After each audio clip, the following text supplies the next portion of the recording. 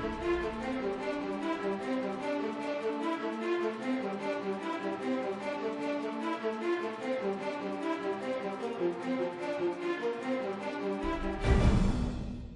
few months ago here, our homeschool association sponsored a Femininity Day for Corpus Christi Homeschool Association, and Missy gave a talk on femininity based on the Blessed Mother as being a model of femininity for ladies and girls.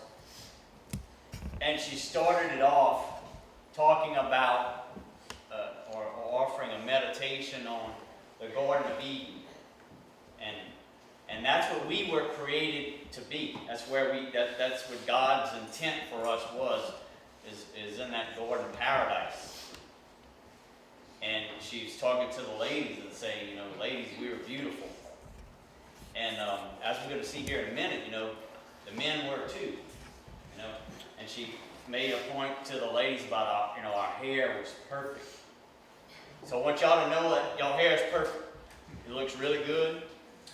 I know that's important. I'm trying to help you guys out, especially the older guys, when we kind of lose our charm over the years. You got to make those statements and those little compliments, offer those little compliments. I got such a way with the ladies, so it help y'all out.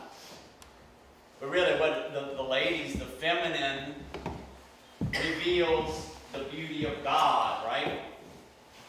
And what are we? Pale in comparison. We reveal the strength and power of God. We're that manifestation, but in comparison-wise, they're definitely the finer and more refined of God's creation of the human race. So tonight, what I'd like to do is do a little meditation on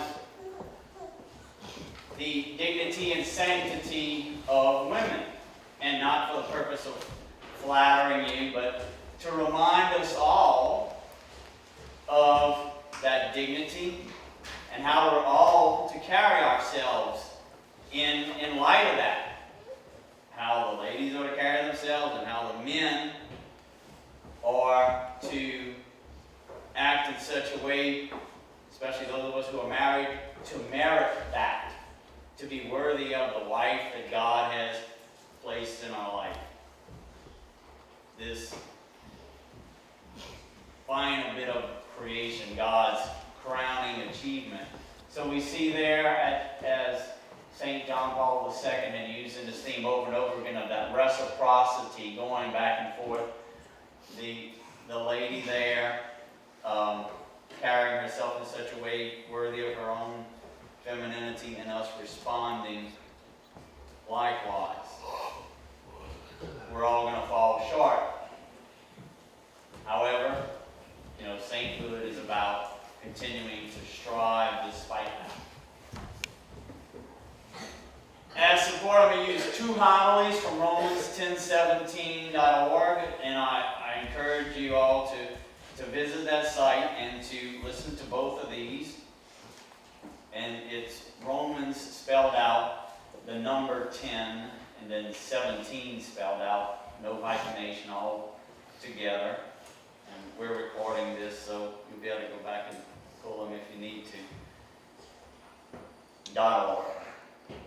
Okay, the first of the homilies is going to be called Marriage, the Fall from Eden, and to the Rise in Grace. Marriage, the Fall from Eden to the Rise in Grace. And I'll point out two golden nuggets that really struck me when I was listening to that.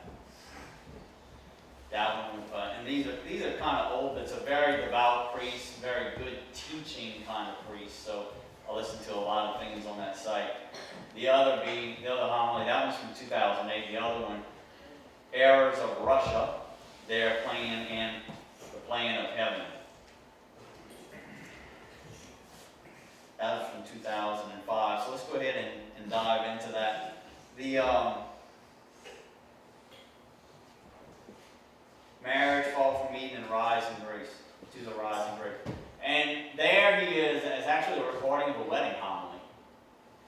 So, and he's bringing it to the importance of a wedding and the whole entirety of marriage.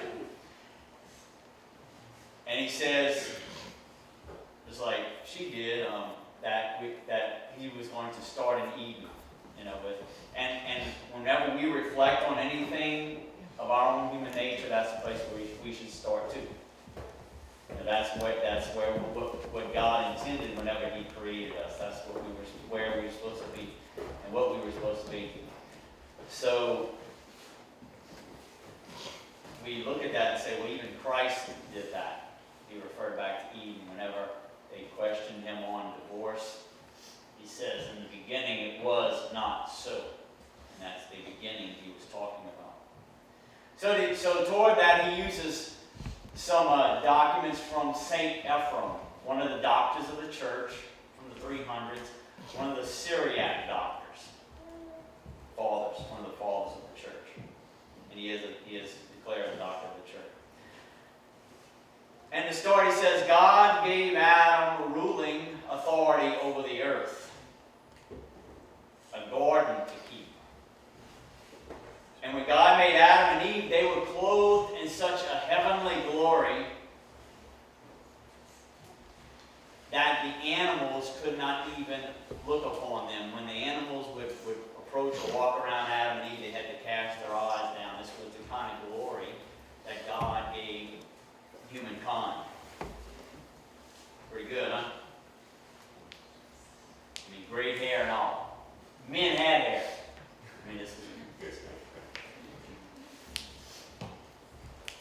apparently not good enough. Enter Satan. As an aside, he doesn't talk about this, but some other things I've studied. Who does he approach? Eve. Why? See, who was Satan? Lucifer? Lucifer was the brightest, most powerful, most intelligent, top dog angel of all. For him or her, that was not good enough, because once he discovered God's plan of redemption in the way of the Word made incarnate, he wasn't going to go for that.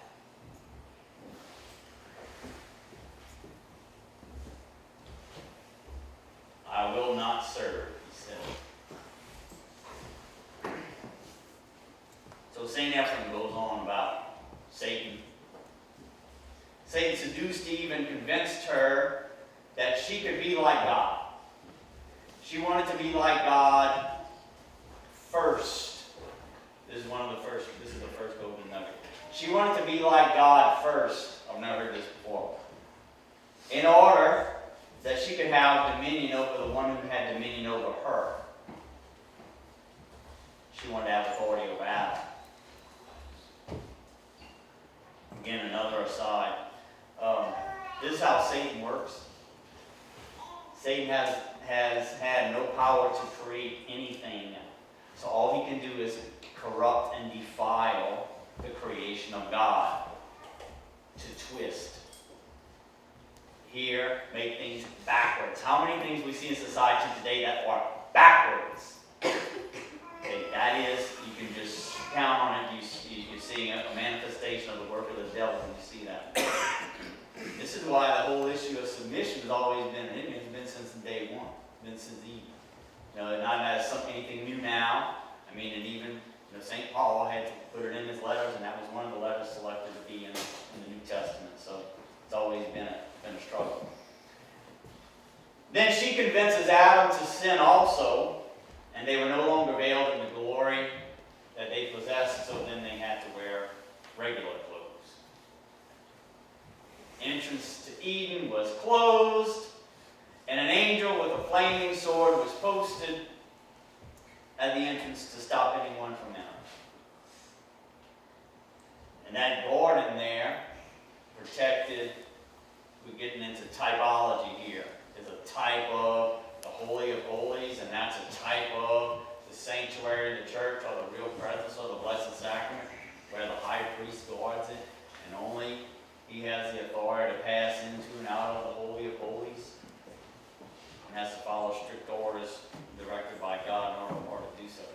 So he goes on with the homily, and then he points out one of the biggest, the main draw in, or I guess one of the elements of a wedding ceremony that we see is the bride in her veil and gown. You know, and all the married ladies here, remember your wedding gown, this big flowing gown everywhere. You know? So he talks about the veil. Goes on to talk about the veil. He says that is a visible sign of that the woman is under the authority of the man. Now, it signifies loving submission of the woman, her trust and confidence in her husband's Christ-like leadership. In other words, to be specific, she has chosen to follow him as a loving companion. See, nobody's forcing this. This is voluntarily entered into. It symbolizes love, not humiliation or oppression.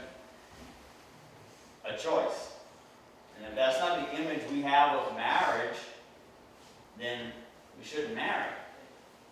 That is the only form of Christian Catholic marriage. We have all kinds of weird, twisted things today being called marriage.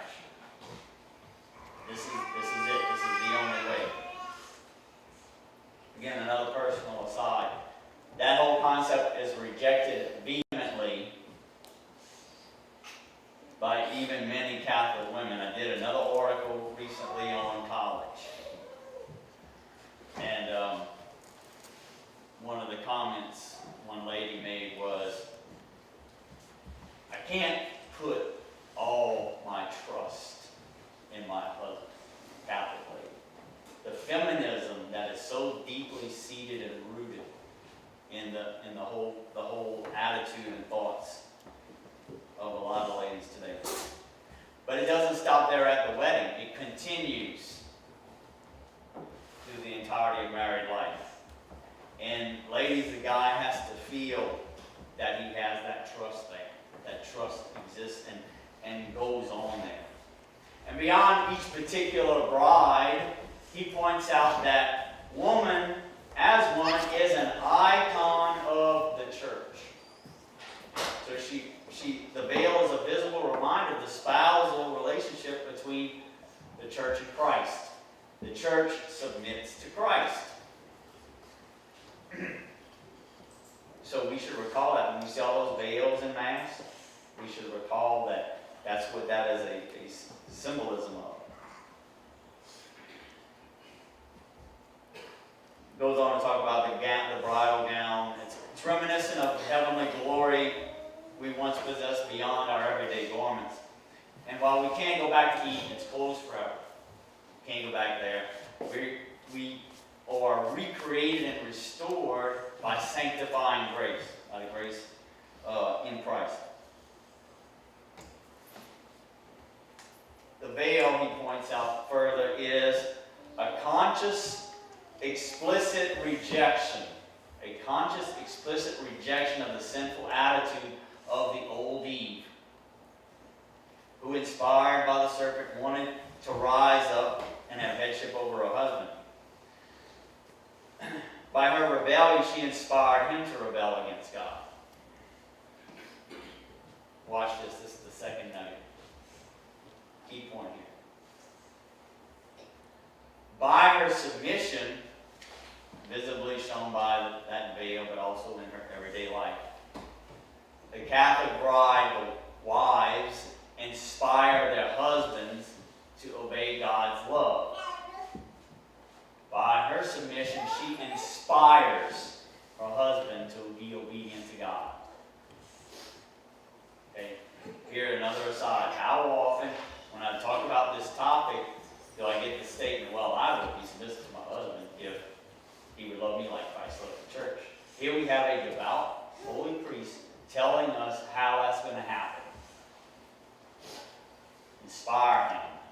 Inspire him by setting the example. It's not going to happen by lecturing, by chastising, by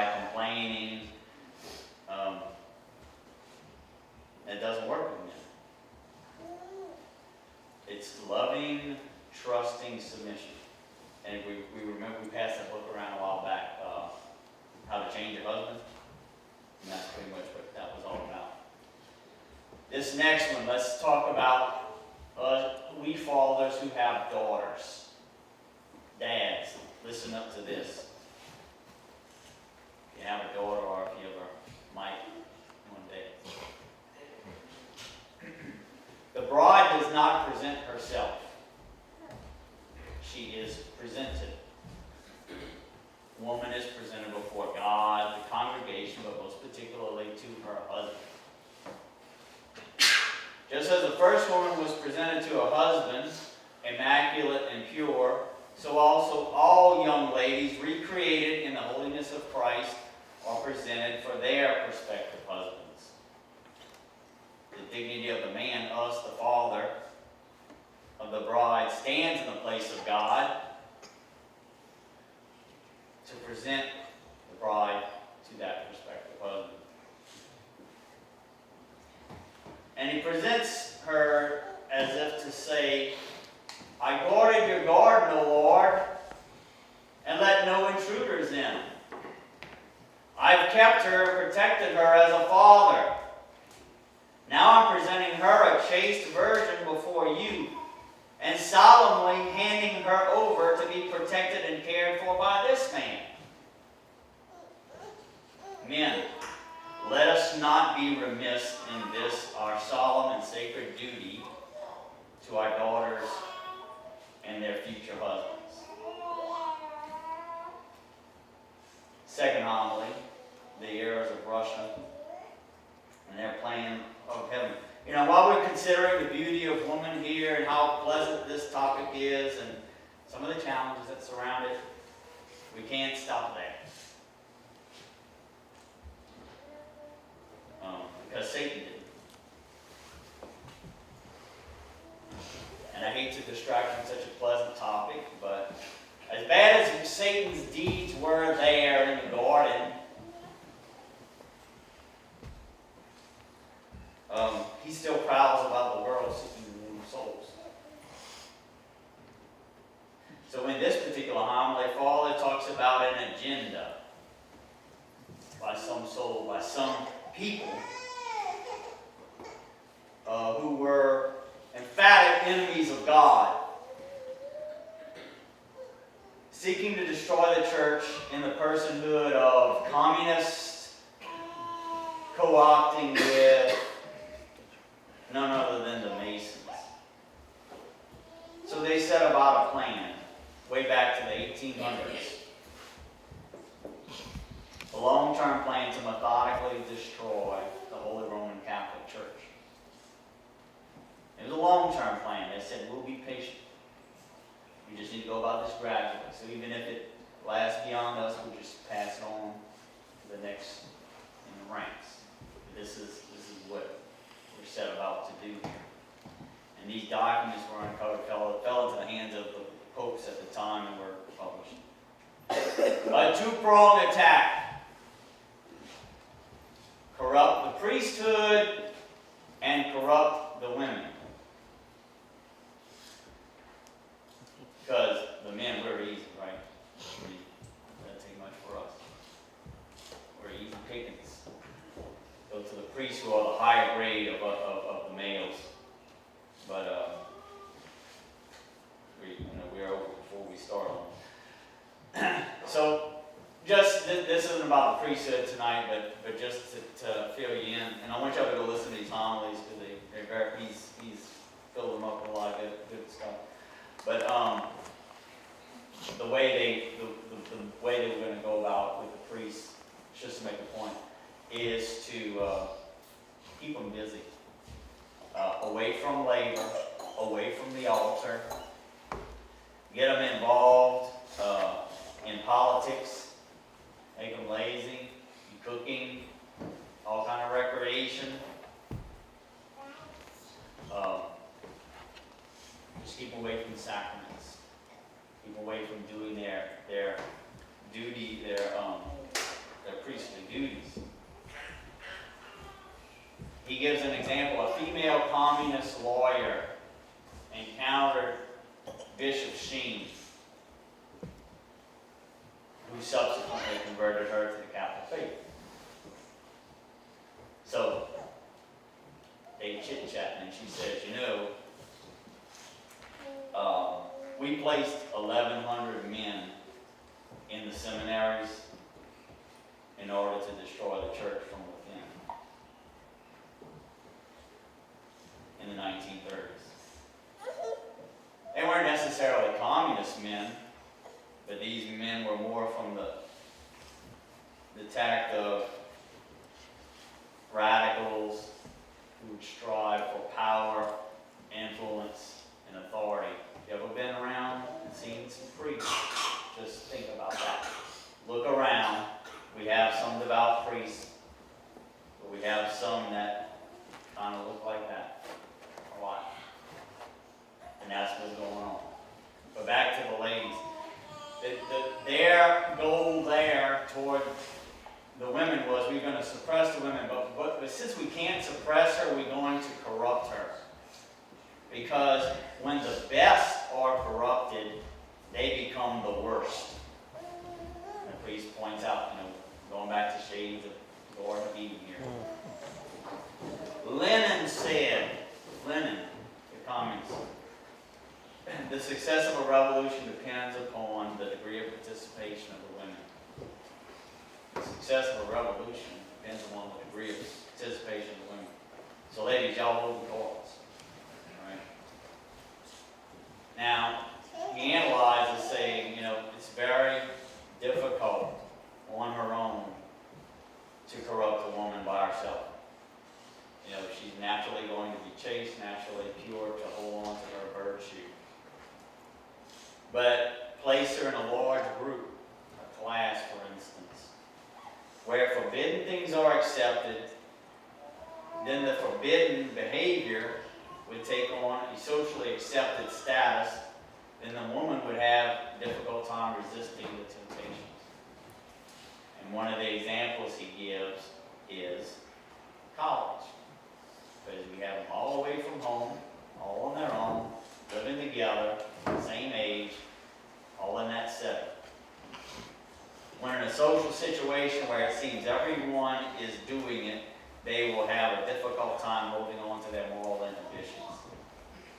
And the communists did this as a study of feminine psychology, how it makes them tick, what things affect them, how do they respond to various bits of influence. I'm going to keep this G-rated, and he's given a homily too, so it's pretty okay, but I'll just keep it a little lighter. He gave an example in a Catholic university.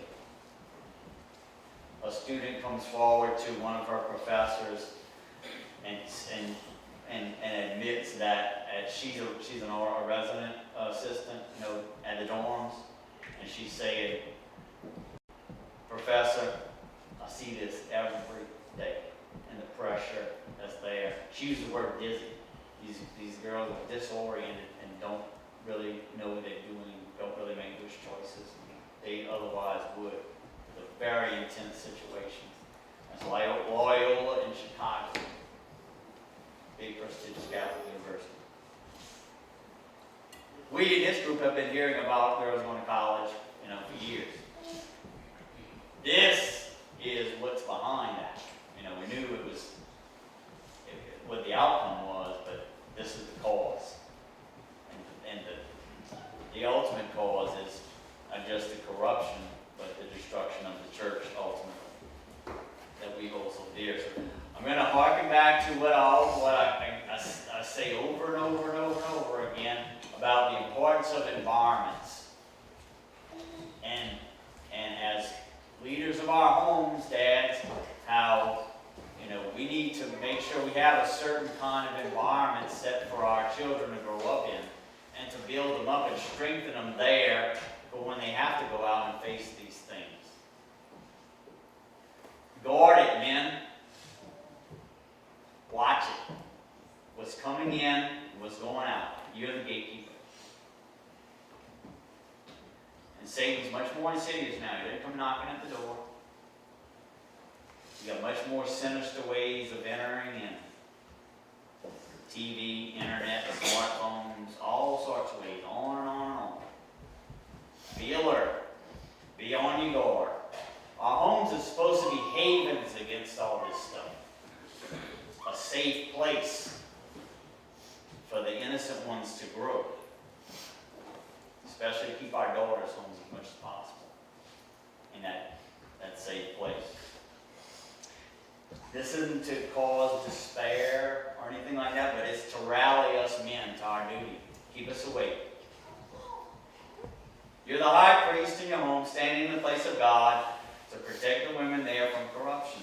This corruption that we see is on purpose. Now, Satan's been following about the world, seeking the ruin of souls. And just based on that St. Michael prayer, we know